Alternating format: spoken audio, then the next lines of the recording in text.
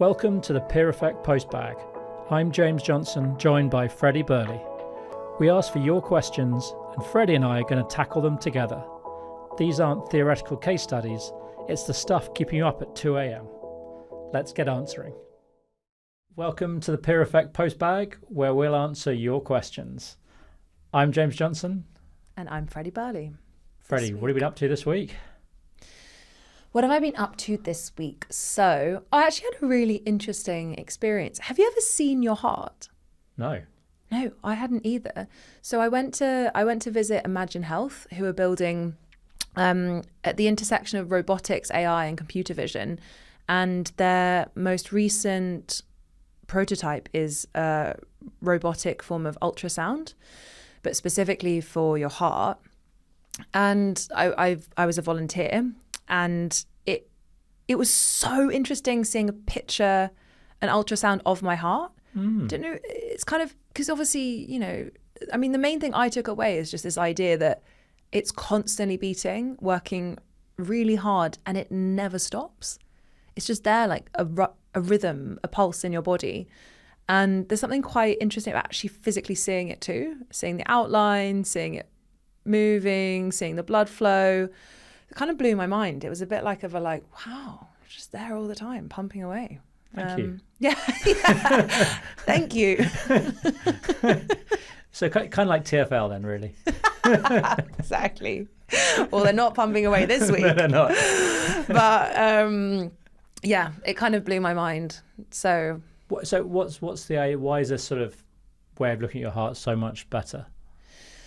So the product will eventually be used on people with heart conditions, but at the moment, as they're training the robot, they're looking at, well, they've got healthy volunteers as well to just get the scanning right and the posture right, position right. But I think normal heart scans take like an hour and a half, and with this, they'll be able to do it in like 15 minutes. And so when you think about this use case and you roll it out into other use cases, something like the NHS, or for like just more people being able to get access to healthcare faster, it's so inspiring. It's really incredible. My dad's got a pacemaker. It's just like it's one of the things you take for granted until suddenly it's not working, and then you're like, this is a problem. Yeah. So that was just really interesting. Anyway, should we dive in? Let's do it. So this week we have a question from Anna. I want to focus on the future, but I don't trust the present to happen. Oh. It feels like a lot of founders have this kind of fear or sort of hesitation when it comes to really committing to the future, particularly when they're sort of really getting into the scaling phase, because they're so used to being in the detail. I suppose there's a few things come to mind. One of which is they're so used to being in the detail that just personally they're reluctant to give away that dopamine hit of just ticking things off. It's like, if I'm not ticking things off my list, what am I really doing? And you sort of see this in terms of people doing their planning in the evenings, kind of like planning and strategy stuff you sort of fit around work. It's like, no, this is next stage. This is your work. Like, your work is actually the strategy and the planning and sort of being there.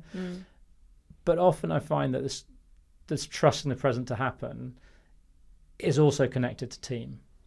It's kind of like, do I trust myself to be able to step back? One, but secondly, if I do step back, have I built a team that can execute if I'm not involved?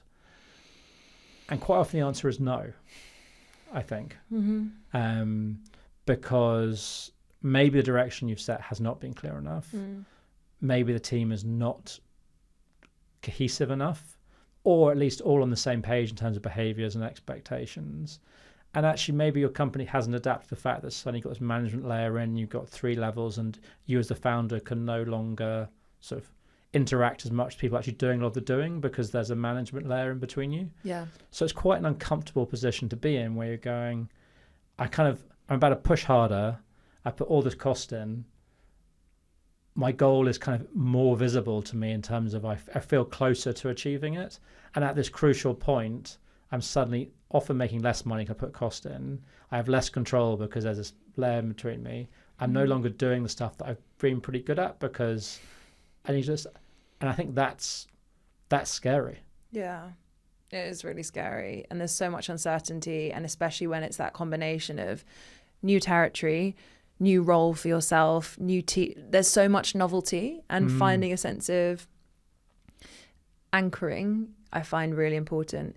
It's interesting because this idea of present and future and tenses, I feel like it comes up a lot with founders and venture-backed founders, and they need to live in the future and they need to be so far in the future that kind of drags or brings the team forward with them. And it's interesting because I think in coaching, often what I see in founders that manage the future and the present really well is just more that they have range.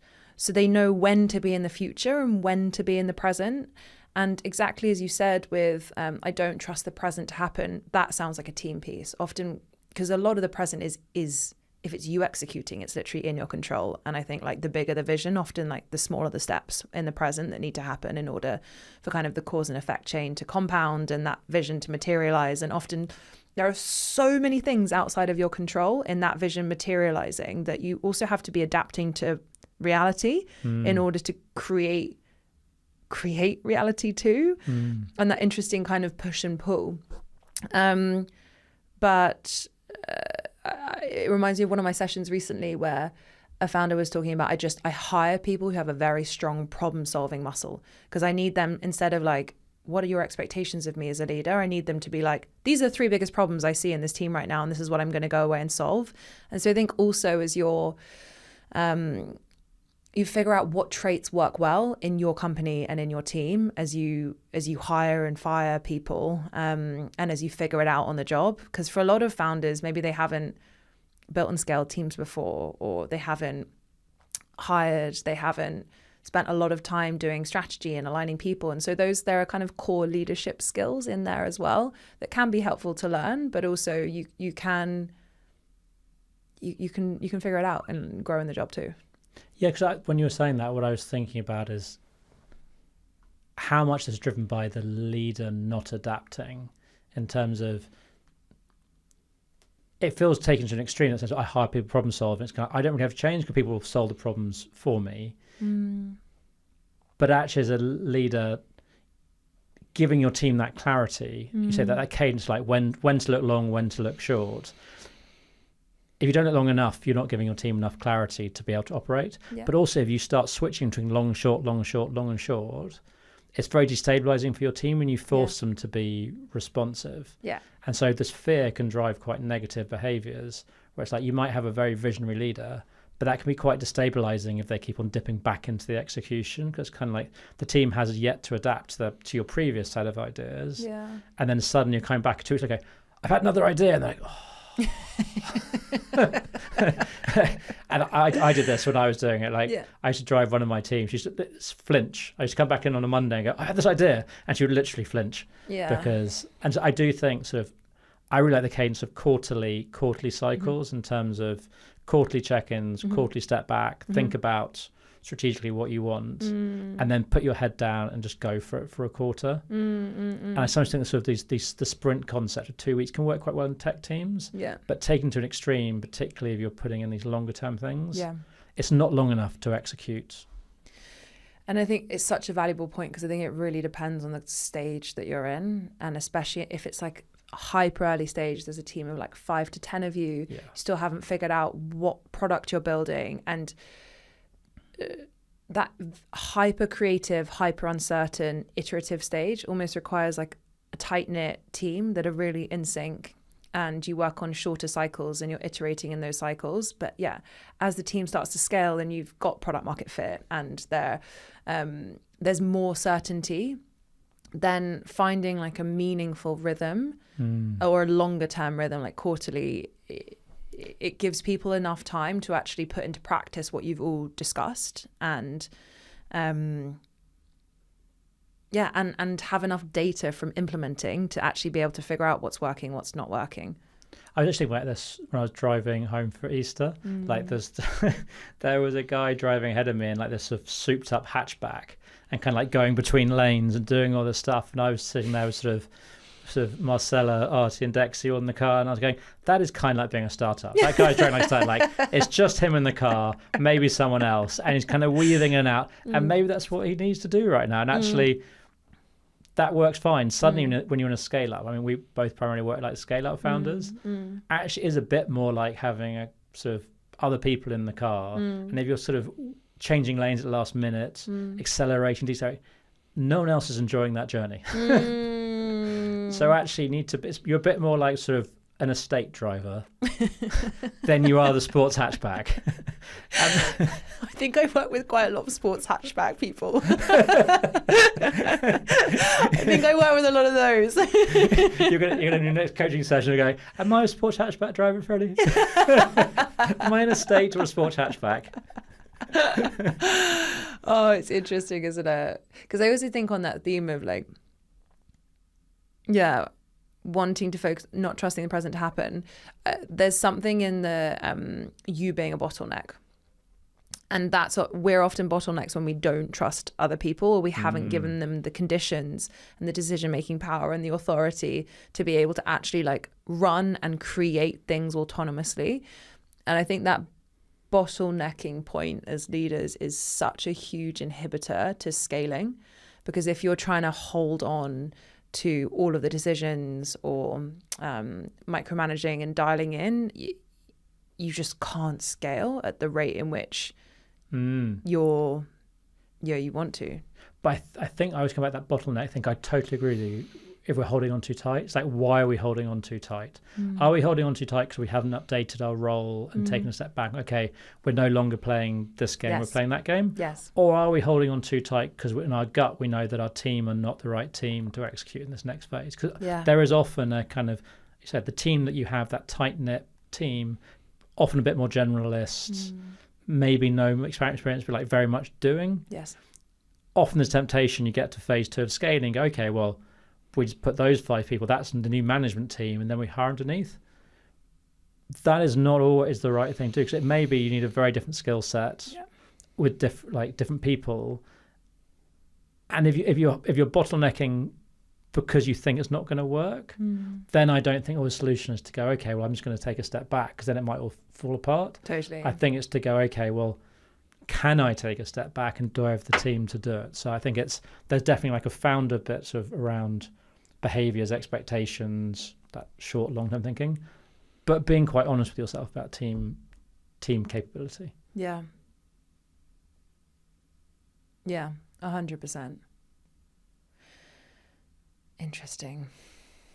So what are we taking away? What are you taking away? I think probably just what I end on, that sort of is it me or the team? It's probably both, but there are components to it. I think it both starts with going, actually, who I am, particularly that shift from startup to scale up in that scale up phase. You can only get so far playing the game the way you played it, and therefore, one, as a founder, acknowledging that you don't want to be bottleneck, and it is different, and know all things that were valuable in stage 1, you might adjust for stage 2. But also being quite honest with yourself about the team, because I think we have a lot of loyalty attached to people in that first stage, but they may not be the right people either step into management or for the sort of the org structure that we need for that next stage. Yeah, 100%. And on that of what you shared, is it me or the team? I often think we like it to be one or the other, and it's generally what's me and what's the team, like what's mine to own and what's the team's to own. And I've never seen it like, oh, it's only the team, it's only me. It's generally a combination of the two, and so discerning like what's my responsibility and what's their responsibility can also be. One thing I'd share is that I totally agree, it's both. If you ask a founder, is it me, is it you or your team? If they answer it's me, it's probably more the team. And if they answer it's the team, it's almost certainly probably more them. So funny. That's so interesting. Yeah, that chimes. Well, that's it for today. We will see you guys next week for another episode. If any questions, reach out at hello@peer-effect.com. Hit subscribe before you go, and we'll see you next week.